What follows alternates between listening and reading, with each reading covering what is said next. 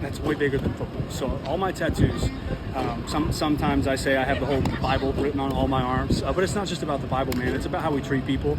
And we're in a world that everyone's very concerned with themselves and their own family and their own success and their own path, and they forget about people around them. And there's a lot of people that need help.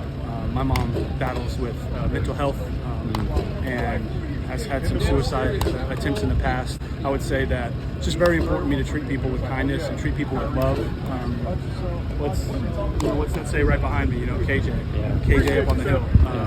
You see how quickly things can change in this life. So just treat people with more love, man. There's time to be down and dirty out here between the white lines, but get off the field. Let's love each other. I know your head coach has spoken about his faith too. I feel like that informs the way that he leads you guys as a team too. Most definitely.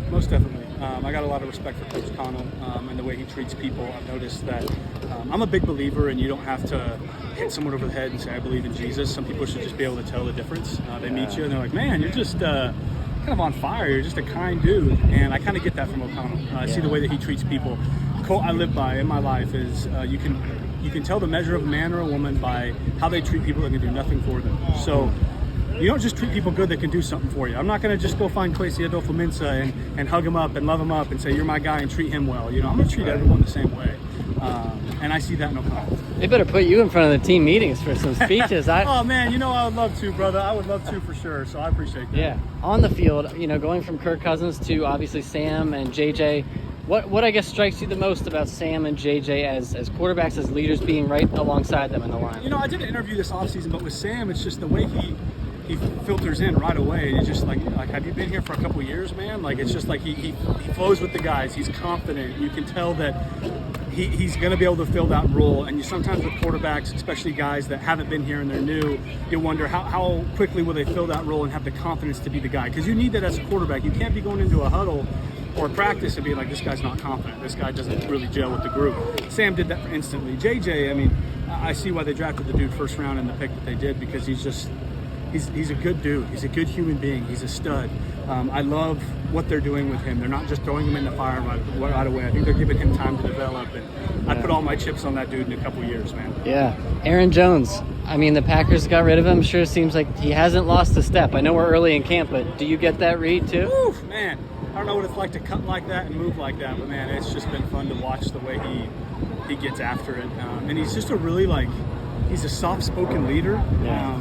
I'm not a big fan of guys that always have to do this and yell and hoorah and get in the media and talk about wearing a C on their chest and all those things. That's great. You need guys like that. But what I'm trying to get to is I love how Aaron the way he treats people, the way he goes around, he's a quiet leader, and I really value that about him. You need guys like that. Do you get that from Justin Jefferson as well? Obviously he got a huge contract, and so, but do you see that leadership from him as well? Yeah, I do, man. And with Justin, he's got so many eyes on him.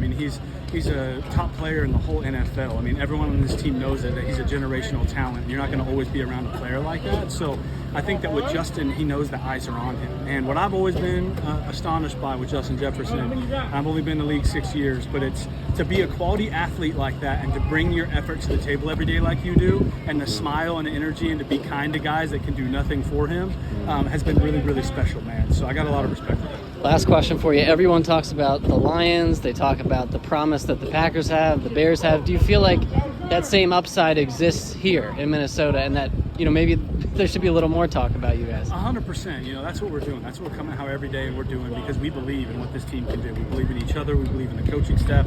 We believe in Skull, baby. And there's going to be talk every single year about teams and what people expect. But no one cares. It doesn't matter. It doesn't matter who's getting talked about. It's who comes out week one ready to punch someone in the mouth. And we could care less what the outside noise is doing. Let's just focus on us. And we're only on day 2, bro. We got a long training camp and a lot of grind ahead of us. Yeah, appreciate it.